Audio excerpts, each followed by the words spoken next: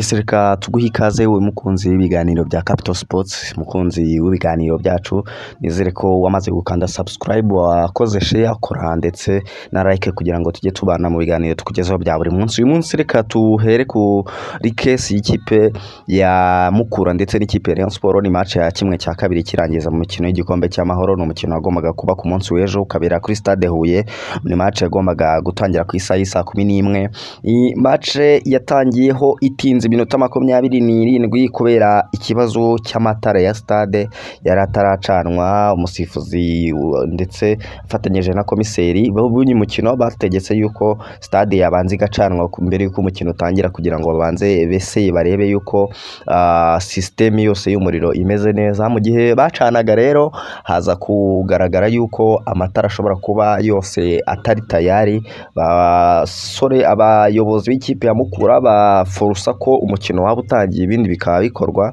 Umukino uza gutangira, umukino ugeze ku munota wa 28 bikiri ubusa ku busa, nta kintu gikomeye cyari cyabaye usibye igitego cy'ikipe ya Rayon Sport yari yatsinze cya Biramahire Abedi. Umusifuzi wo ku ruhande akavuga yuko habayeho kurarira, abari bamwe ntibabyemera, ariko umusifuzi we yari yamaze kugihakana. Kuri uyu munota rero wa 28 nibwo hari hamaze kusa naho hagaragara yuko urumuri rwatangiye kugabanuka bitewe nuko bwari buri kugenda bwira. Rumva hafi saa 11 n'igice match yari yatangiye kugeza match hafi saa 12. Birumvikana ko urumuri rwari rwagabanutse, bwari bwatangiye kwira, bwari bwatangiye kwijima. Umusifuzi rero yaje guhagarika umukino avuga yuko bagomba gucana amatara. Bacanye amatara rero, amatara agera kuri 4 akoze stade, bacanye matatu aremera, gusa irindi tara rimwe riranga rikagenda ryaka ibice. Biza kugaragara yuko amatara atari balance, kuko abantu babizi neza ira system y'amatara ku kibuga bagomba kuba ari balance, kubera ko baba bakeneye yuko nta gicucucucu na kimwe kigaragara mu kibuga hagati. Ibyo ngibyo rero byatumaga uruhande rumwe rwaka ariko urundi ntirwake, biza kunonaho guteza ikibazo gikomeye cyane. Ku bijyanye n'amategeko bavuga yuko iyo bigenze gutyo umusifuzi uyoboye umukino ategereza byibuze iminota 45 kugira ngo bakemure icyo kibazo. Bitaba ibyo ngibyo akaza guhagarika match cyangwa akayisubika. Nyuma y'uko rero icyo kibazo kigaragaye, hagiye hakorwa ibigiye bitandukanye. Ubuyobozi ndetse na bamwe mu bakinnyi bagenda bafata inshingano zimwe na zimwe. Abayobozi bo mu nzego za leta ndetse bafatanyije n'abayobozi bo mu kipe ya Mukura bagenda bashaka igisubizo, biza kurangira byanze. Umusifuzi Nsabimana Celestin wari uyoboye uwo mukino ahitamo gusubika uyu mukino. Ni umukino wasubitswe ku ahagana ku isaha y'isa 12 n'igice. Ibyo ngibyo rero mu bijyanye n'amategeko ari naryo tegeko bagendeyeho basubika uwo mukino, bisobanura yuko iyi kipe ya Rayon Sport igomba guhita itera amaga y'ibitego 3-0. Ariko bamwe mu bayobozi ndetse n'abakunzi b'ikipe ya Mukura FC bakavuga yuko iyi kipe ya Mukura itagomba guterwa amaga, ngo kubera yuko hari iyi case hari n'ahandi yigeze kuba. Abantu barabyibuka muri za 2018 ngira ngo niba mbyibuka neza, ya match ya Super Coupe yari yabereye mu karere ka Rubavu, bikaza kurangira ikipe ya Rayon Sport yitwaye, ariko match yabaye iminsi 2. Ikipe ya Rayon Sport yari yatsinze, biza kurangira stade izimijwe, amatara arazima, biza kurangira umukino usubitswe. Baza gusubukura bukeye bwaho mu bakina iminota yari isigaye, bakomerezaho ibitego, biza kurangira n'ubundi Rayon Sport ibatsinze itwara icyo gikombe. Abantu bo muri Mukura rero bakavuga yuko ngo hakabaye hakoreshwa n'ubundi iryo tegeko ryakoreshejwe icyo gihe. Bakavuga yuko ngo ku bijyanye no kwita kuri stade ngo bitabareba, kuko ngo bireba minisiteri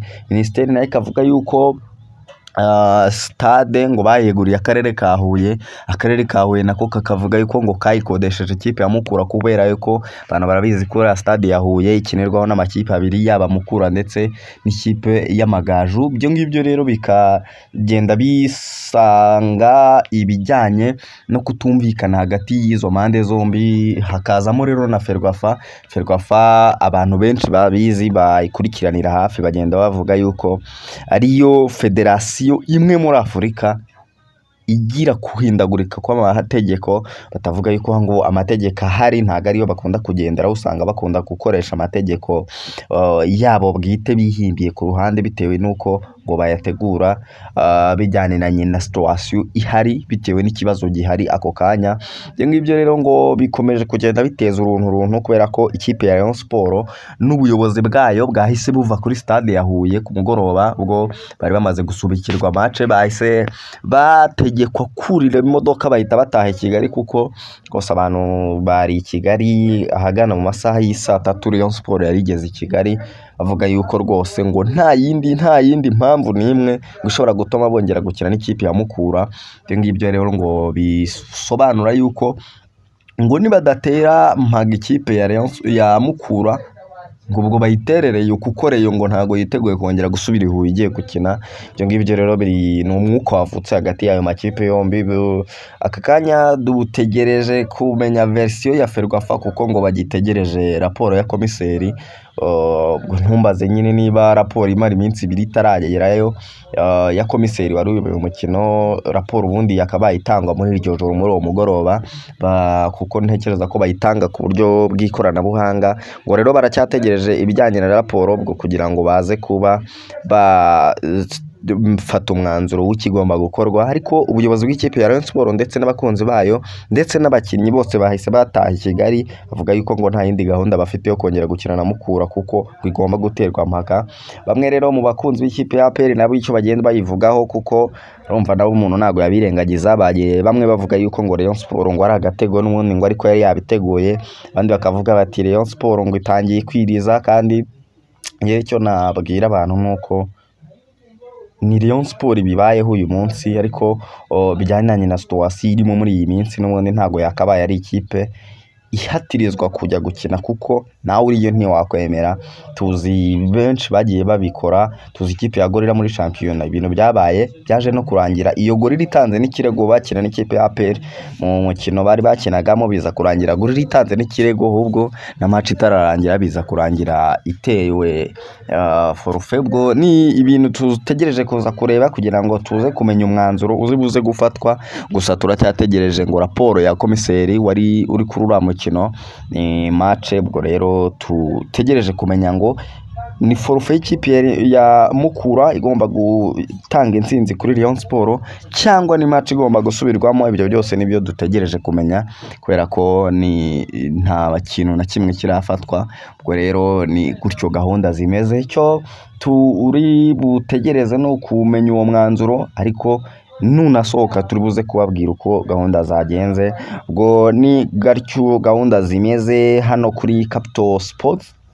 Nje nitwa Pasi Govinda. Gusa uyu munsi ndetse n'indi minsi tubageza hamwe mu makuru agezweho ya siporo, ndetse kandi ikindi match za shampiyona yaba mu gihugu cy'Ubwongereza yaba mu Rwanda tuzajya tuba turi tayari kugira ngo tuzibageze. Icyo dugusaba no gukanda subscribe, like, share ndetse na comment kugira ngo tujye tubana muri aya makuru, undi komeze kugira umunsi mwiza cyane.